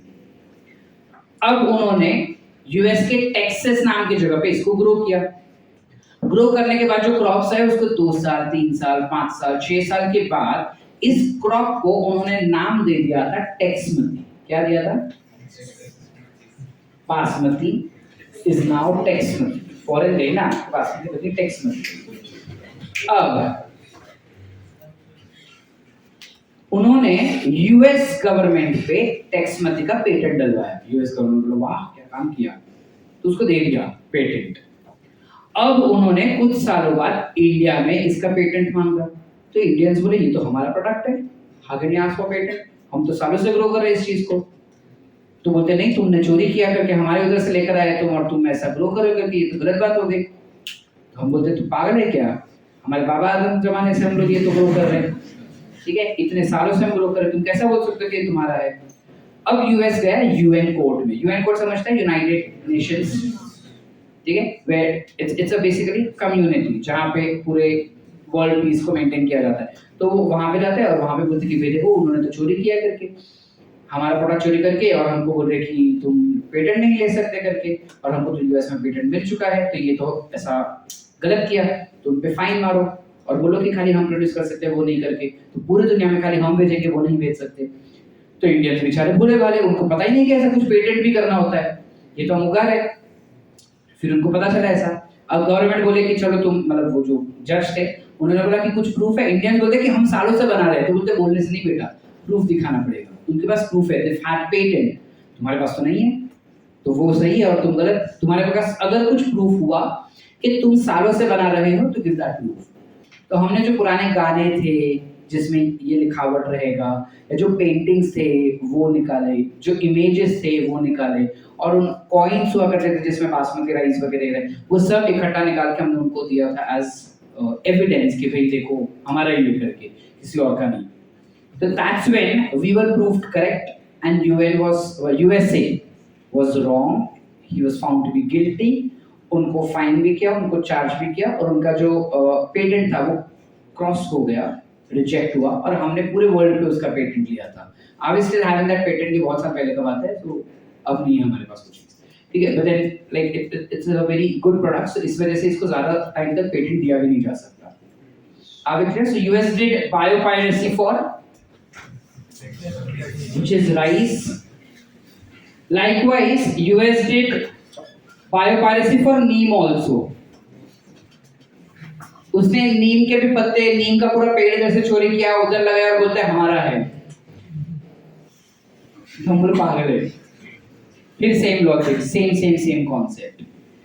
इससे थका नहीं वो, उसने लिया हल्दी, टर्मरिक, और बोलता है हमारा ओरिजिन, तो हमने बोला पागल है। फिर सेम प्रोसेस। आप clear? There are certain dates given in your NCERT कि इस साल में ये चोरी किया वगैरह।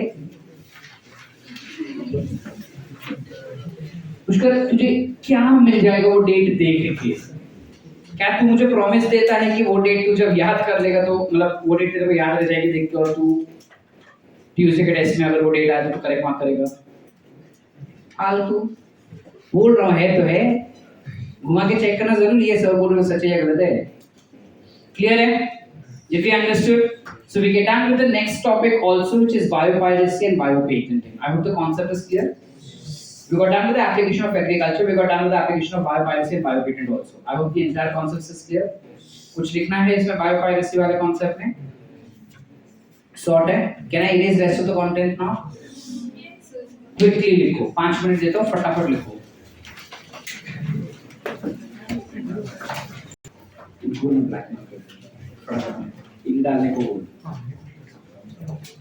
We come for the next, which is medical. How exactly is biotechnology having its application in medical field?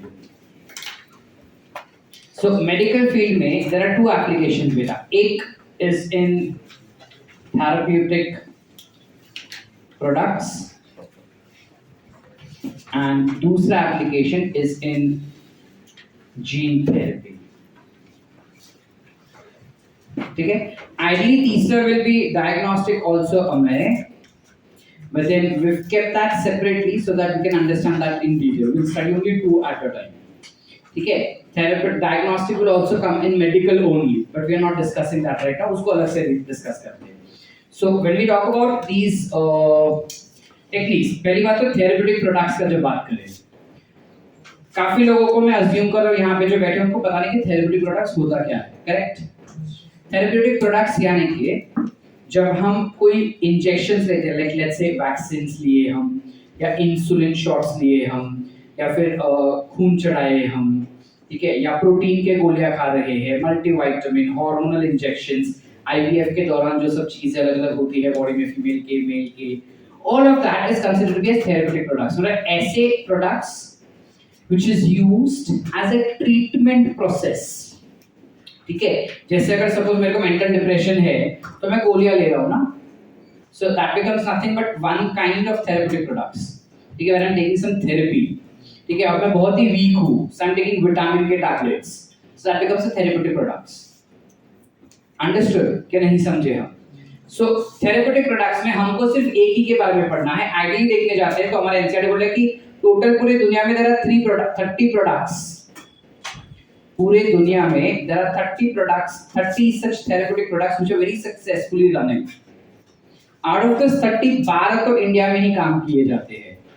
Indians की ही साइकोलॉजी ऐसे जहाँ पे उनको ज्यादा चीजें चाहिए। ठीक है, वो अपने आप को बीमारी गिनते हैं हर समय पे। सो 12 तो इंडिया में ही है, ठीक है। अब इन 12 में से हमें एक ही के बारे में पढ़ना है, which is insulin, because Indians को खाना बहुत पसंद है और मीठा तो बहुत ही ज्यादा पसंद है, एंड दैट्स व्हाई डायबिटीज का रेट इंडिया में जितना है ना उतना बाहर कहीं पे नहीं है।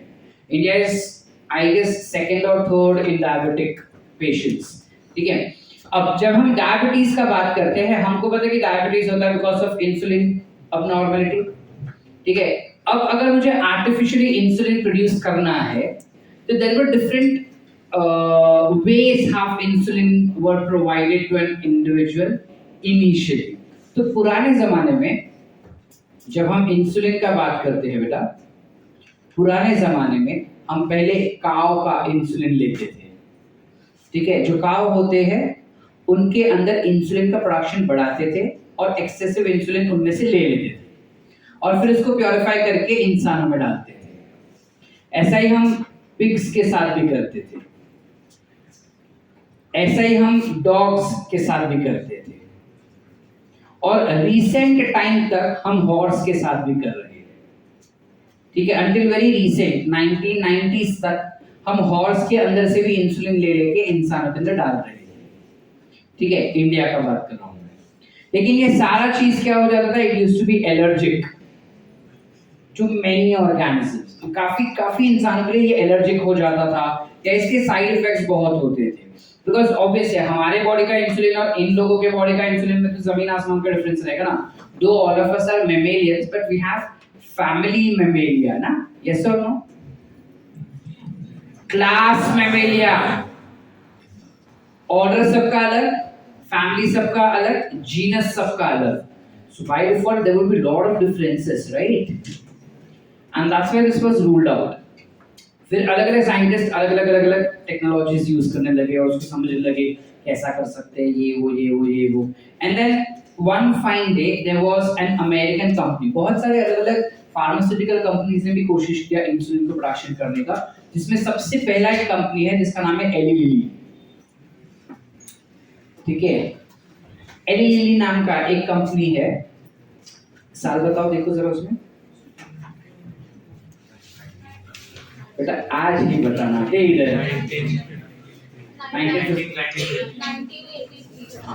1983 में इन्होंने सबसे पहली बारी आर्टिफिशियल इंसुलिन बनाया।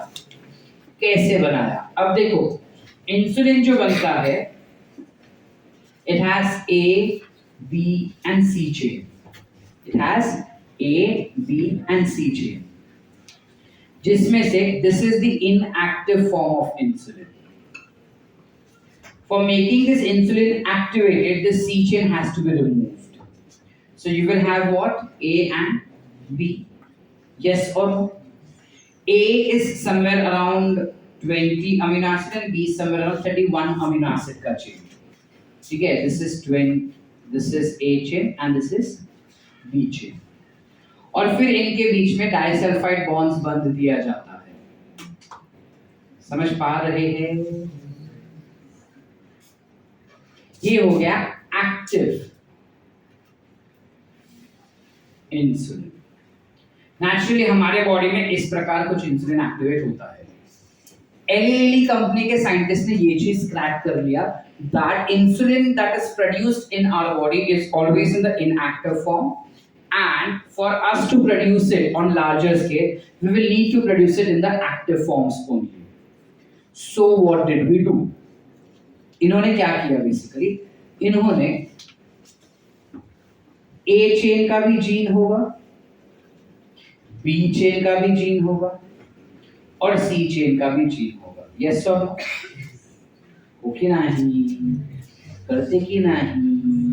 तो उन्होंने A और B चेन का जो जीन है उसको कंसीडर किया बेटा, C चेन को मार दिया गोली, A और B चेन के जीन को कट कर दिया, एक प्लाज्मिड ऐसा लिया जिसके अंदर सिर्फ A चेन रहेगा, दूसरा प्लाज्मिड ऐसा जिसमें सिर्फ B चेन रहेगा।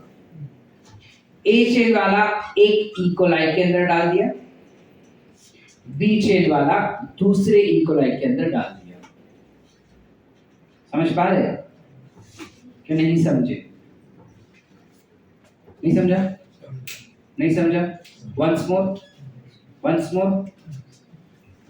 Insulin is a polypeptide. Do you know what is polypeptide? It's a protein. It's a polypeptide. अब इंसुलिन के साथ क्या हादसा हुआ? वो होता तो 3 चेन का है, लेकिन 3 चेन में वो इनएक्टिव फॉर्म में प्रोड्यूस होता है। अगर हम चाहते हैं कि वो एक्टिवेट हो जाए तो 3 में से एक चेन निकालना पड़ेगा, which is C चेन। तो C चेन के जीन को उन्होंने कंसीडर ही नहीं किया। A चेन का जीन लिया, B चेन का जीन लिया, ऑब्वियसली हेल्दी इंसान से। A चेन का जीन लिया, B चेन का जीन लिया। एक सेट ऑफ बैक्टीरिया के अंदर A चेन का जीन डाल दिया, दूसरे बैक्टीरिया में B चेन का जीन डाल दिया। यानी कि इस बैक्टीरिया के पास से जिसके अंदर A चेन का जीन था, वो हमें A चेन लाके दे रहा है। इस बैक्टीरिया के अंदर जिसमें B चेन का जीन था, वो हमको B चेन लाके दे रहा है। यस और नो? अब इन दोनों को उन्होंने लैबोरेटरी में डाइसल्फाइड बॉन्ड्स बनवा दिए in the exact location where it is required, and it was an active insulin. Sir इतना मगज मैंने क्यों किया सर? पूरा इंसुलिन जीन ले लिया होता, पूरा इंसुलिन जीन लेके तुम बैक्टीरिया के प्लाज्मिड में डालो, प्लाज्मिड में डाल के बैक्टीरिया में डालो, बैक्टीरिया पूरा इंसुलिन प्रोड्यूस कर लेगा, हमारे बॉडी में जाते ही वो इंसुलिन एक्टिवेट हो जाएगा। तो ये ज्यादा प्रॉब्लमेटिक नहीं होगा ना, ये ज्यादा इजी हो जाएगा सर। इतना कॉम्प्लिकेट क्यों किया? तुमको क्या लगता है वो लोग गधे हैं? उनको ये इतना सिंपल आइडिया सूझा नहीं होगा। उन्होंने पहले यही ट्राई किया बेटा। सबसे पहले उन्होंने क्या किया, ये पूरा इंसुलिन का जीन उठाया, प्लाज्मिड में डाला और बैक्टीरिया को बोला कि जाओ बनाओ इंसुलिन हमारे लिए। लेकिन इसमें क्या हो रहा था कि जो बैक्टीरिया उस इंसुलिन को बनाता था ना, तो जो एग्जैक्ट फोल्ड होना चाहिए था एबी जीन का, एबीसीडी का, वो हो ही नहीं रहा था। Are we getting it or not? Insulin is not a bacterial protein. It's a human protein. We are making that protein synthesized in bacteria. तो बैक्टीरिया इतने बड़े प्रोटीन को ढंग से बना नहीं पा रहा था। एमआरएनए तो बन जाता था बेटा, लेकिन एमआरएनए बनने के बाद जो प्रोटीन बनता था उसका सेकेंडरी, टर्शियरी, क्वाटरनरी स्ट्रक्चर जो बनाते हैं हम, वो स्ट्रक्चर गलत ही बनते थे, जिस वजह से कभी भी ढंग का इंसुलिन बन ही नहीं रहा था। अलग अलग ट्राई एंड एरर किए, काफी सारे कॉन्सिक्वेंसेस देखे, finally they came to conclusion कि प्रॉब्लम क्या हो रहा है, हमको इंटरेस्ट किसमें है, ए चेन और बी चेन में ना, तुम खाली उसका जीन निकालो, उसके जीन निकाल के let's split that also. A chain का जीन, बी चेन का जीन स्प्लिट करो। एक बैक्टीरिया को बोलो कि सिर्फ ए बनाए, दूसरे बैक्टीरिया को बोलो कि सिर्फ बी बनाए। फिर जो प्रोटीन मिल जाएगा ना, उसको हम लेबोरेटरी में उसका डाइसल्फाइड बॉन्ड्स बनवा देंगे, वो हम कर लेंगे, डाइसल्फाइड बॉन्ड हम बनवा लेंगे, लेकिन प्रोटीन हमको डायरेक्टली बना के चाहिए उनके पास से। Did we understand or not? So that's how insulin was been produced by very firstly by a company called as Eli Lilly. Okay, and this particular insulin, which is so produced by Eli Lilly, is classified to be as humulin. Can you understand better? It is a recombinant insulin, and that is of human body. That's why you classify it to as humulin, which was produced in bacterial cells. Which bacteria was considered? E. coli. Did we understand the process? Once more or understood? Understood. Everyone? Yes. पक्का बात बेटा? Confidence आ रहा है इसमें? चलो लिखिए बराबर, या आगे जाओ चलेगा? जाए? चलो. Next concept that we have in this becomes gene therapy. काफी interesting था ये gene therapy.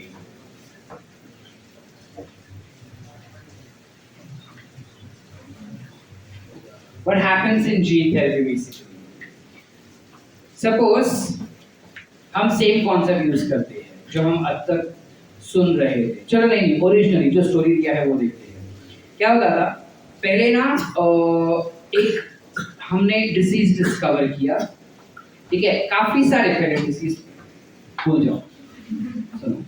There are multiple different genetic disorders in human body which we are aware about. PKU disease हो गया, सिस्टिक फाइब्रोसिस हो गया, haemophilia हो गया, sickle cell anaemia हुआ, है ना। अब ये सारे डिजीज कोई ना कोई म्यूटेशन की वजह से हो रहे थे, और एक बार म्यूटेशन हुआ तो हम उसको करेक्ट ही नहीं कर पाते थे, वो जीन गंदा वाला ही रह जाता था, जिस वजह से वो इंसान मर रहे थे, है ना। अब हमने तो डॉक्टर बनने का ऐसा सपना देखा है कि हम सबको ट्रीट करेंगे, तो इनको हम ट्रीट नहीं कर पा रहे थे बेटा। उनको हम ट्रीट भी करते थे ना तो कुछ अलग अलग भलते भलते मेथड से ट्रीट करते थे, जो मेथड्स ट्रीटमेंट वाला मेथड नहीं था, that was just temporary cure, it wasn't a complete treatment, it was incomplete treatment, it was an incomplete cure, that's why we couldn't have faith on that. अब इन्हीं में से एक डिजीज है जिसका नाम है ADA, जिसका नाम है skid, SCID. What is SCID? It is severe compromised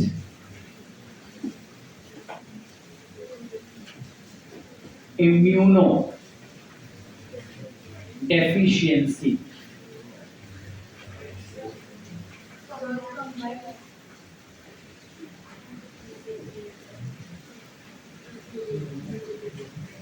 तुम कंबाइन बोलो या कॉम्प्रोमाइज? हाँ, क्या? इम्यूनोडेफिशिएंसी सिंड्रोम, ठीक है। Severe combined immunodeficiency syndrome was one of the abnormality that was seen. Green भी नहीं दिखता, रेड भी नहीं दिखता।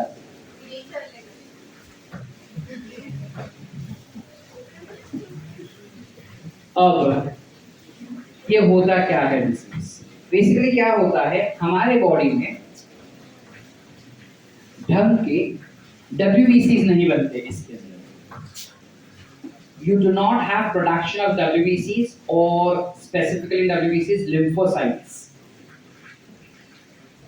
बहुत ही पुअर क्वालिटी के बनते हैं, जिस वजह से हमारे बॉडी में अलग अलग इन्फेक्शंस हो जाएंगे, ठीक है। अब क्वेश्चन इज कि क्यों नहीं बन रहे हैं ये, what is going wrong in this. एक जीन है बेटा जिसको हम कहते हैं ADAG, which is adenosine deaminase या deaminase gene. This gene becomes non-functional in our WBCs, यानी WBC ही ढंग का नहीं बना रहा है। ये जीन या ये प्रोडक्ट ADA एंजाइम होता है बेसिकली ना, इट इज एडेनोसाइन डीएमिनेज, यानी एंजाइम हो गया। ये एंजाइम ना बनने की वजह से हमारा इम्यूनिटी काफी ही ज्यादा लो हो जाता है। इम्यूनिटी लो हो जाने की वजह से काफी सारे अलग अलग इन्फेक्शंस जो जनरली नहीं होने चाहिए हमारे बॉडी में, वो फटाफट हो जाते हैं, ठीक है। हेल्थ एंड डिजीज में you all might have heard about something called as opportunistic infections. Opportunistic infections are those which generally don't happen in your body that readily, but because you are already infected by some major disease, these starts happening. HIV के वक्त पढ़ाया रहेगा sir, है ना। अब यहाँ पे भी कुछ वैसा ही हो रहा है बेटा। स्किड में क्या हो जाता है, हमारे बॉडी में, एक इंसान के बॉडी में मल्टीपल अबनॉर्मलिटीज डेवलप हो जाते हैं, काफी सारे इन्फेक्शंस एक साथ हो जाते हैं उनके बॉडी में, ठीक है। छोटू सा बच्चा रहेगा ना, जो अब इसमें तो बड़ा होता ही नहीं इंसान, पहली बात था, अगर किसी को स्किड हुआ रहेगा ना तो बंदा 7-8 साल से ज्यादा सरवाइव नहीं करता, वो मर जाएगा। इसको क्या बोलते हैं, मर जाता है। उसकी बॉडी में इम्यूनिटी नहीं है ना बेटा, पैदा होते ही। Siddhant, WhatsApp, how are you, all good, क्या हुआ, गर्लफ्रेंड छोड़ के भाग गई, घर वाले ने बहुत मारा, तो इधर ध्यान देना, KEM जाना है, नहीं बालचंद में बैठेगा फिर। So we were at skid. छोटे छोटे बच्चे रहते हैं ना बेटा, उनका इम्यूनिटी बहुत वीक होने की वजह से फट हमेशा बीमारी रहते हैं, पहली बात तो क्योंकि इम्यूनिटी कम है, और बहुत ही फास्ट उनको सारी बीमारियां होने लगती है स्किड की वजह से, और खतरनाक भयंकर वाली बीमारियां हो जाती है जिसको ट्रीट करना डिफिकल्ट होता है। अब कोई भी बीमारी होगा, WBC तो चाहिए उसके साथ फाइट करने के लिए, WBC बन ही नहीं रहा है ना। अब एक केस आया था ऐसे कंडीशन में 1990 में, एक 4 साल की लड़की थी, 4-year-old girl child who was affected by ADA deficiency, यानी ये एंजाइम उसके बॉडी में नहीं बन रहा था, which was nothing but affected by skin। ठीक है बेटा? तो आइडियली अगर किसी इंसान को स्किड हो जाता था तो उसके ट्रीटमेंट क्या दिए जा रहे थे, हम कौन से अलग अलग मेथड्स है या फिर ऑप्शंस है इस कंडीशन को ट्रीट करने के लिए। तो पहले लोग ऑप्ट करते थे फॉर बोन मैरो ट्रांसप्लांट।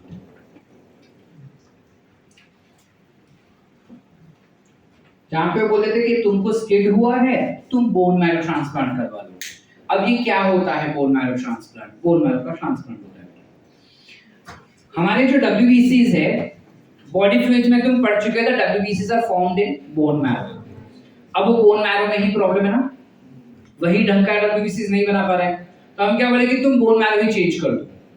जब तुम बोन मैरो ही चेंज कर दोगे तो WBCs अच्छे क्वालिटी के बनेंगे, है ना? तो हम बोले कि बोन मैरो ट्रांसप्लांट कर लो। अब पहली बात, डोनर मिलना डिफिकल्ट है। दूसरी बात, अगर ट्रांसप्लांट हो भी गया ना बेटा, तो कम से कम 10 से 12 साल तक उस पेशेंट को कंटिन्यूअस अंडर ऑब्जर्वेशन रखना पड़ता है, बिकॉज अब तक वो खुद से WBCs बनाना कंप्लीटली शुरू नहीं होता। It takes time. Bone marrow transplantation is not that easy and also it is very painful. And imagine this, we are doing it in a very naive child. छोटे babies में skid हो गया ना, पैदा ही skid से हुआ है, तो उसको तभी ही ये बोन मैरो ट्रांसप्लांट करवाना होगा। It's very difficult. छोटे बेबी में अगर किया तो एक बार चलेगा, लेकिन बड़े में तो ये पॉसिबल ही नहीं है हम कर सके। तो दूसरा ऑप्शन बचता है enzyme transplantation. You don't say enzyme transplantation, but enzyme therapy. Now what is enzyme therapy? Doctors लोग बोले कि देख, तेरे बॉडी में ADA एंजाइम नहीं बन रहा है ना, मैं बाहर से ADA एंजाइम तेरे को इंजेक्ट करते जाऊंगा। तू दिन में एक बार आने का, इंजेक्शन लेने का, घर जाने का, दिन में एक बार आने का, इंजेक्शन लेने का, घर जाने का। अब ये तो कोई क्योर नहीं हुआ, ये कोई ट्रीटमेंट नहीं हुआ। So both of them were ideally part of nothing but incomplete treatment. तो जब 1990 में वापस से 4 साल की बेटी स्किड से ग्रस्त जब आई डॉक्टर्स के पास, तो उन्होंने बोला कि देखो हम ये तो ट्राई नहीं करेंगे, let's try something new. And they tried something new which was nothing but gene therapy. So very firstly gene therapy was tried in 1990 on a 4-year-old child who was affected by skid, which is nothing but ADA deficiency। ठीक है? ठीक है। जाग रहे? ठीक है। अब कैसे किया उन्होंने? How did they went about gene therapy? कैसे किया उन्होंने? ठीक है, इतना लिखना, मेरे को जगह चाहिए। So write down this thing and I will explain that quickly.